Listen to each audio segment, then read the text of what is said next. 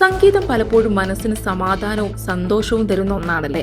എന്നാൽ അതേ സംഗീതത്തിലും വിഷം കലർത്തുന്നവരുണ്ടെന്ന ഞെട്ടിക്കുന്ന റിപ്പോർട്ട് പുറത്തുവിട്ടിരിക്കുകയാണ് centre for the study of organised hate എന്ന സംഘടന. മതന്യൂനപക്ഷങ്ങൾക്കെതിരെ വിദ്വേഷം പരത്താൻ സംഗീതം എങ്ങനെ ഉപയോഗിക്കുന്നു എന്ന് CSOH നടത്തിയ പഠനം വെളിപ്പെടുത്തുന്നു. തീവ്ര ഹിന്ദുത്വ പ്രചാരണവും മറ്റു മതങ്ങളോടുള്ള വെറുപ്പും ഉള്ളടക്കമായ സംഗീതം യൂട്യൂബ്, സ്പോട്ടിഫൈ, ആപ്പിൾ മ്യൂസിക്, മെറ്റയുടെ മ്യൂസിക് ലൈബ്രറി തുടങ്ങിയ ഡിജിറ്റൽ സ്ട്രീമിംഗ് പ്ലാറ്റ്ഫോമുകളിലൂടെയാണ് പുറത്തുവിടുന്നത്. ഇത്തരത്തിൽ 523 തീവ്ര ഹിന്ദുത്വ വിദ്വേഷ ഗാനങ്ങളാണ് പഠനത്തിൽ കണ്ടെത്തിയത്. യൂട്യൂബ് പോലെയുള്ള പ്ലാറ്റ്ഫോമുകളിൽ കർശനമായ ചട്ടക്കൂടുകൾ നിലനിൽക്കെയാണ് ഇത്തരം വിദ്വേഷ ഗാനങ്ങൾ യാതൊരു തടസ്സവും കൂടാതെ സ്ട്രീം ചെയ്യുന്നത്. ഇത്തരത്തിലുള്ള വിദ്വേഷ ഗാനങ്ങൾക്ക് ധാരാളം കാഴ്ചക്കാരുണ്ട് എന്നതാണ് മറ്റൊരു സത്യം. ലക്ഷക്കണക്കിന് ആളുകളാണ് ഇത്തരം സംഗീതങ്ങൾക്ക് കാഴ്ചക്കാരായുള്ളത്.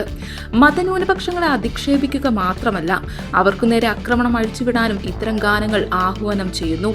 ഇത്തരത്തിൽ നിയമലംഘനം നടത്തുന്ന ഹിന്ദുത്വ പോപ്പ് ഗായകരുടെ അക്കൗണ്ടുകൾ 30-ൽ 20-ഉം വെരിഫൈഡും മോണിറ്റൈസ്ഡ് ആയതുമായ അക്കൗണ്ടുകളാണ്. വൻതോതിലുള്ള ലാഭമാണ് മെറ്റയും യൂട്യൂബും സ്പോട്ടിഫൈയും അടക്കമുള്ള പ്ലാറ്റ്ഫോമുകൾ ഇതുവഴി നേടുന്നത്.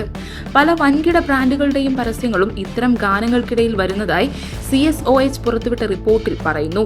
പഠനത്തിനു വേണ്ടി നിരീക്ഷിച്ച പാട്ടുകളിൽ 103 ബ്രാൻഡുകളുടെ പരസ്യങ്ങളാണ് കണ്ടെത്താൻ സാധിച്ചത്.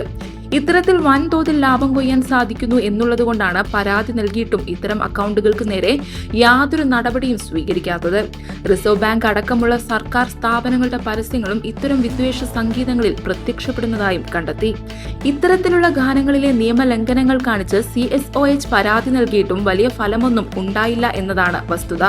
വെറും 18 പാട്ടുകൾ മാത്രമാണ് ഈ പ്ലാറ്റ്ഫോമുകൾ നീക്കം ചെയ്തത്. അതായത് റിപ്പോർട്ട് ചെയ്തതിൽ 8% മാത്രമാണ് നീക്കം ചെയ്തു കളഞ്ഞത്.